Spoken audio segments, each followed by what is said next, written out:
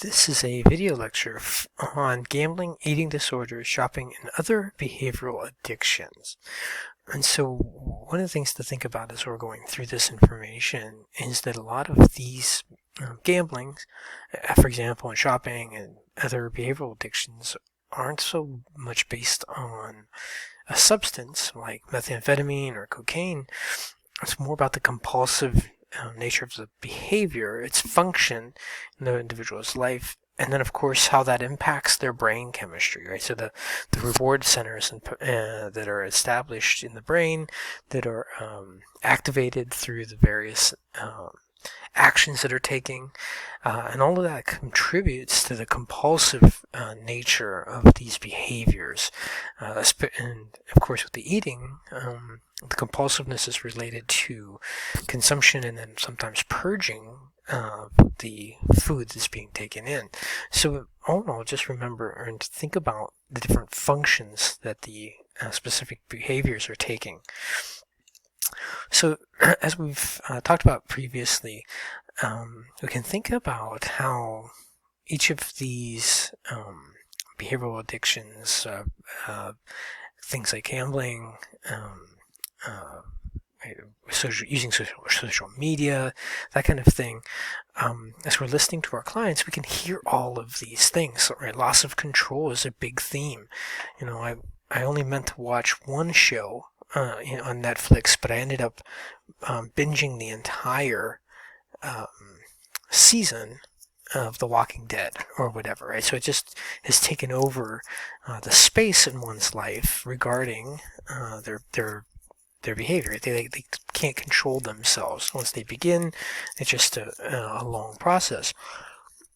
And of course, especially in the case of something like binge watching or engaging with social media and other kinds of behaviors like that, there are almost infinite choices at this point. And most people have multiple subscriptions to Netflix, Hulu, Disney Plus, Amazon Prime, and just the time that is taken over that. Sometimes it's about the compulsive behavior associated with it. I just feel like I have to do this. I have to do this because of its function that it does. It helps me to calm down. It distracts me from a hard day, that kind of thing. And so there's that feeling of I ought to. It's compulsive and compelling. There may be previous efforts to stop. So as we're listening to our clients tell us about their gambling, their maybe pornography use, things like that, we need to think about, okay, have they had previous attempts? Have there been times in their lives when it hasn't been so overwhelming and powerful in their lives, right? So have there been efforts to stop or curtail the behavior? Loss of time, just the time factor, like they lose sense, they are late for meetings, they miss work.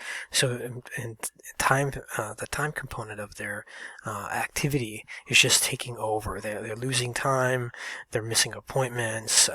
Procrastination could be part of this. They ought to be doing their schoolwork or their job work or whatever, and just the time is taken up for them.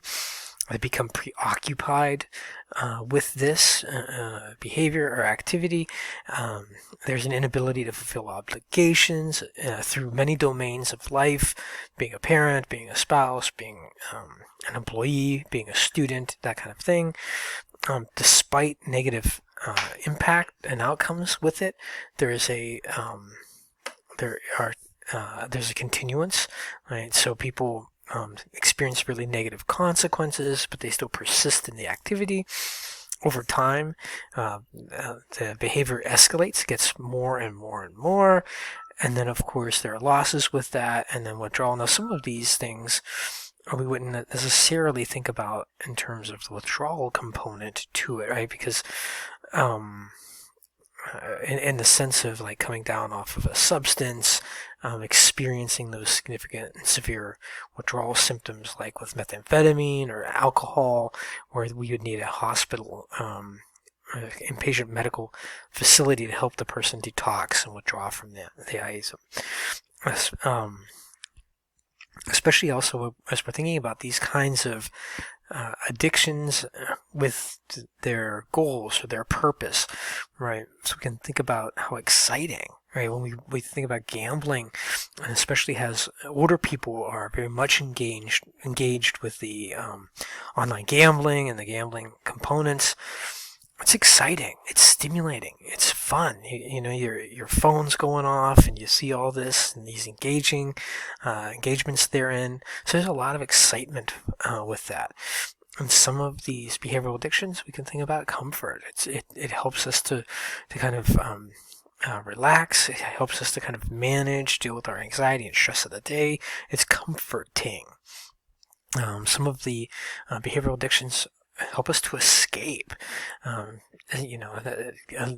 get out of our current really horrible life situation. With the social media and the online components therein, the sexuality piece as well, there's just all this escapism. So, my normal life, being, just a regular old accountant or whatever, that's boring. But, my online persona, or my sexual escapades, or I've got this winning track record in gambling, online gambling, things like that. So it really helps me to escape from the doldrums of my life. There's also this sense of affirmation sometimes. I'm expressing my true nature. I'm actually really competitive, blah, blah, blah, that kind of stuff. And so it affirms me. There are online communities supporting this. This affirmation thing's really scary, because I learned that for anorexia and bulimia, those serious eating disorders, there are online sites and communities dedicated to help people be better anorexics and bulimics. How to hide the negative medical symptoms from your family, from your friends, from those that love you, how to kind of defer and minimize some of the medical components, like with the purging. Sometimes there's a lot of teeth decay because of the stomach acid that comes back up as you're purging through vomiting. So those communities are affirming a very dangerous behavior and supporting that. Sometimes these addictions, and behavioral ones especially, can be about power, mastery, control, that kind of thing. Sometimes it's about revenge. This person won't do this for me, but I can pretend online, or I can do these things that they wouldn't approve of and they'll never know, right? So I can get revenge on them that way. And then sometimes these behaviors really reinforce a sense of helplessness, right? I keep on spending all my money at the track. I keep on betting, on the Detroit Lions, which is a really poor NFL football team. Historically, they don't win very much, and so I just feel helpless. But I'm loyal, and I keep on doing this, and so I just kind of reinforce the sense that I'm helpless. I'm not a good person. I'm a loser. I'm horrible. So then I get caught up in that kind of trap that's self-referencing and continues to be emphasized and supported and reinforced in my life. So specifically, as we move into gambling, gambling has become more socially acceptable. It's more ubiquitous. Some of this has to do with the state lotto, that kind of stuff. Most of the states have some sort of a lottery system. If you just go in when you're getting gas, you can go into the convenience store and buy some lotto tickets. Betting has become legalized in many states. There are casinos here in California. Of course, Nevada is not too far away. So there's just the social acceptance of gambling. And you don't even have to leave your house anymore in some places to gamble. Some criteria for pathological gambling: there's a preoccupation with it. You increase your amounts. So things like that. It impairs your ability to fulfill your financial and other life obligations. 3 to 7% of gamblers are problematic gamblers, and there's a high suicide rate among gamblers, right? Because some of the gambling is illegal, which means that there are other consequences to it. It's embarrassing, and kind of letting your family down as well. So there's a lot of pressure associated with it, and so the emotional and relationship toll of gambling is huge. There's about a $54 billion cost to the economy through bankruptcies, lost work, crime, and this gambling is very high among Native Americans, which 14% of Native Americans have gambling problems. And research demonstrates that countries with gambling casinos have higher crime rates and bankruptcies than those that do not. And so gambling by itself is a concern, right? Betting on odds and things like that, going to casinos, spending money you don't have, that way. And it's curious, you go to the casino, and plastered everywhere are kind of signs if you have gambling problems, call this number. A couple of the casinos that I've been in even had quote unquote chaplains to help people deal with their gambling problems if they needed to. And so it's this really interesting juxtaposition of the casino wanting to take your money through the gambling process, but also trying to support you to not be addicted to it. And of course, with the online betting that is coming up, then of course we see the commercials, and then they always mention things like only bet what you can afford, or be careful about the money piece to that. So gambling just in itself has that toll, and then of course the outcomes, the unintended consequences relationally and socially and through employment, and then potentially crime. And then of course the other things go along with it, people drinking, doing other untoward activities. It's a cluster of things that need to be thought about and addressed with your clients. Increasingly, it's happening among the elderly. Internet gambling is one of the fastest growing forms. 2 to 4% of people in Gamblers Anonymous are women, and they have many helpline calls. Women tend to gamble to escape, men for action.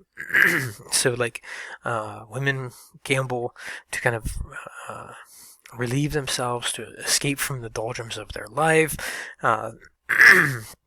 For older women, women that are retired or their children have left, sometimes that escape is from the boredom of their lives, what's going on for them, what do they do all day now, and how do they engage and have meaningful experiences in life. And they can go to the casino and they can escape, right? And then of course men associated with gambling is more for action. It's stimulating, it's exciting, it's a way for men to compete, that kind of thing. And of course it's associated with other problems, in terms of drug addiction, drinking, that kind of thing. And so again, gambling is very rarely a single issue someone is dealing with. It's usually a cluster of things regarding other kinds of behaviors. Drinking, for example, could also be connected with sexual acting out,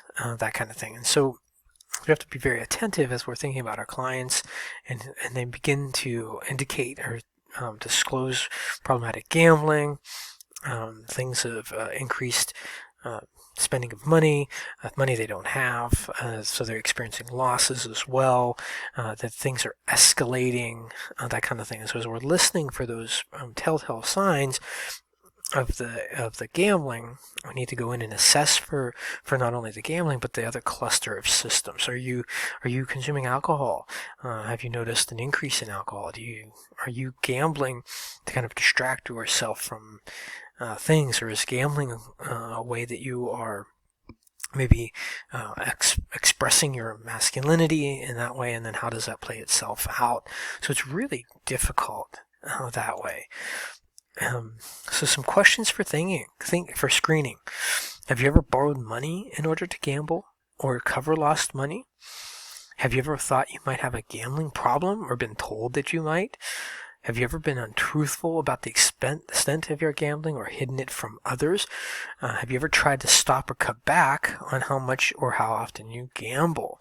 Right? And so these questions are very good because right, the first one about borrowing money in order to pay gambling debts really focuses on the cycle of gambling, right? So you've lost money you don't have, so you borrow more to cover the debts that you have, but you also try to cover more so that you view it as an easy way to make money, right? So there's this trap there. Feedback from others, that's a use.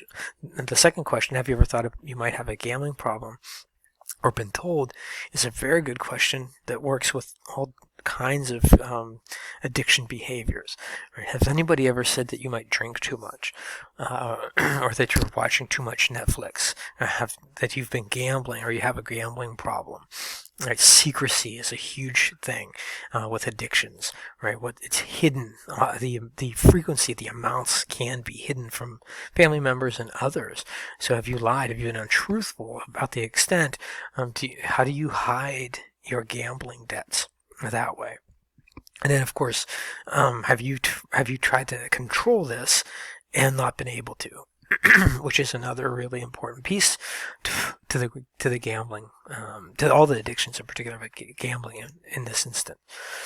So in terms of treatment, right, we need to think about cognitive work, helping the person to focus on their thought processes and how that's engaged in this process. Right, I put so much money in this machine, I'm bound to win. There's a frequent cognition, but it's not true. Right, the machines aren't set that way, right? There's also an emphasis on modeling, right? High-profile winners are shown and supported and talked about, and so that person feels like, hey, why not them? Why can't they be that way? And of course, then people get superstitious. There are lucky machines and dates, and we see this on the TV when there's a high level or a large lottery. All the people flock to those convenience stores that they feel are lucky, right? That might have hit or something. And so then they'll go and try to buy the lotto tickets from that place, right? So there's superstition and all these cognitions. And so then, as a therapist, as we're leaning in, we need to help the client think about that, right? This is, usually these are independent events. And so there's no guarantee that over time you'll be more likely to win. Right? Each event is independent, like flipping a coin. Right? They're not dependent events. They're independent events. And then states spend about $36 million. Is small in terms of the treatment compared to the $20 billion in tax revenues from gambling. Right? And so the focus. The implication is that states are really wanting people to gamble because of the tax revenues that accrue from gambling. So now we're going to shift to eating disorders. And so in this section, food is the only substance. Right, everything else, gambling, internet addiction, sexual behavior, all of those are behaviors. There is not a substance. So the thing to think about, this eating disorders in particular, is really one as we think about what's the ultimate goal. Right, we want to change the nature of the relationship someone has with food, because we can't have abstinence. Right, people need to eat, and in fact, with serious anorexics, we actually force them to eat. We put in feeding tubes and IVs and things of that nature just to sustain their life in terms of a life-saving thing. And so just keep that in mind, because this really is a tension here, right? What's the goal, right? To change the nature of the relationship between the person and their addiction. And I think that's likely the goal for all of these addictions, whether they're connected to a substance or whether they're behavioral in orientation.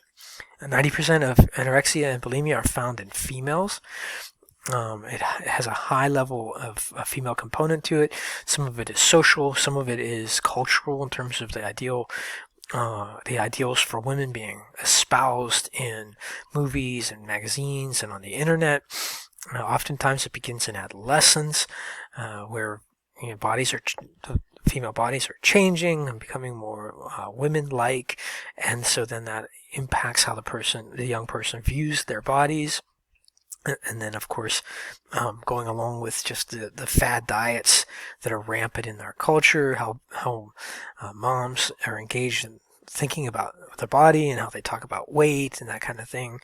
About 0.5% of girls and women are anorexic, 1 to 3% are bulimic, and so with the binge eating, and then of course the purging behaviors to maintain one's weight. So anorexia we can think about as a refusal to maintain a minimally normal body weight, and it also impacts your fine body hair. There's a 10% mortality rate, often by suicide, and this is highly correlated in terms of one's personality with perfectionism, ritualism, very high levels of anxiety, low self-esteem, and a family history of depression. Right? Anorexics are mentally, cognitively controlling purposely their weight, right? So, and that is tied into their fear of getting fat.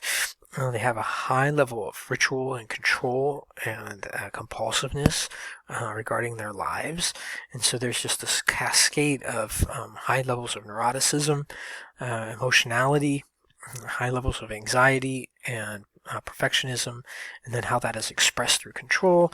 And this is very much similar to what we would think about in terms of obsessive compulsive disorder, right? There are recurrent and persistent thoughts that are negative and controlling, and then we use these compulsions to manage that behavior, those persistent thoughts, and control them. In terms of bulimia, gay men are at risk of this. Bulimia is also highly correlated with alcohol misuse. 30 to 70% of bulimics also misuse alcohol. 35% of bulimics experience childhood sexual abuse and use food as a drug, especially to comfort themselves. There's not a lot of study that's been done on compulsive overeating. And new studies show lack of dopamine receptors in the brains of the morbidly obese. And then sometimes after gastric bypass surgery, individuals that have that surgery turn to heavy drinking. So again, alcohol and these other behaviors are also clustered together. Right? With anorexia, there are some OCD type activities. For bulimia, it's this binging and purging component in order to maintain one's ideal body weight, and how that impacts one's relationships, one's views of oneself, one's behavior. A lot of secrecy with anorexia and bulimia. Like I said earlier, as a therapist, and you're hearing this, so when I become, as a MFT, marriage and family therapist, and I become concerned that there's anorexia or bulimia, I immediately begin referring. So send the individual, most likely female, to her general practitioner, and get the person medically evaluated. Make sure, in terms of their ideal body weight, because that's involved with the formal official diagnosis, and then also in terms of the binging and purging, and then moving them into a practice that really focuses on eating disorders. You will engage. You will have some clients that come in with eating disorders, and for the most part, the average clinician in private practice is ill-equipped. Right? We don't have the medical equipment, the placement. We don't have maybe the specialized training needed. And so, in my estimation, in private practice, when someone came in and I was concerned about an eating disorder or referral, and walking them through that process, right? I'm not rejecting you. This is just an issue that's very severe, potentially death for you, and we need to get you to the medical help that you need, and to work on these other things as well. And of course, the community, the online community, there are pro-anorexia sites, and there are pro-bulimia sites. And so monitoring that person's social media is also an important component of the treatment process, because these sites are encouraging and telling people how to be better at these very dangerous things. Interventions suggest that among twin studies, there's a strong craving for sweets, and a strong craving for sweets predicted alcohol abuse problems. And again, this might be connected by a lack of dopamine in the brain. For bulimia, cognitive treatments and are helpful to address the cognitive distortions associated in driving the bulimia. And we want to avoid strict dieting. For anorexia people, Prozac can be effective in reducing the compulsive behavior, but only after their weight has been gained. And sometimes for men, antidepressants may help as well. Overeater Anonymous is a great resource for compulsive eating. There are group treatment which teach it moderation, especially using cognitive behavioral therapy. And there's this idea of neuroplasticity that the brain can be retrained. You make connections, you re-engage the brain, and the dopamine receptors can be expanded, and you can do psychological interventions, behavioral interventions that help the brain retrain itself so that, of course, it can help the person to shift their attention, shift their control, to break the reinforced pathways of their brain patterns. Shopping or spending addiction is an important other behavioral addiction. So this problem occurs in about 2 to 8% of people. The typical shopping or spending addiction is a 31-year-old female who has overspent for 13 years. The DSM-5 also connects kleptomania with this. Some medical treatments are Lovox and Debtors Anonymous are beginning to spring up. And of course, this also vacillates with economic upturns and downturns and pressures that in. Also in terms of the cultural piece, as we think about how in the United States there's a huge consumerism as in terms of our identity. You can be more efficient if you have these things. You can be more attractive if you buy these things. Right? It can fill the void in your life if you have the new iPhone or the new Samsung. Right? You want to be like everybody else and get that new phone. Right? It's good for Apple because they're selling, but I don't know if it's good for our souls by consuming all of these things. Cyber addiction is increasingly popular among the young and females. So we can think about how people get preoccupied, always checking their phone, excessive amounts of time in chat rooms, playing video games online, things of that nature. Because I'm connected to the internet with these strangers, it's actually jeopardizing my interpersonal relationships. There's connections in terms of thinking about, okay, we're living in this fantasy world. That really that changes the way that we do our real relationships here and now with the people that we're involved with. And of course, we want to focus on self-efficacy. And then in Korea, for example, there are some trainings that are happening for psychiatrists to help in terms of the treatment.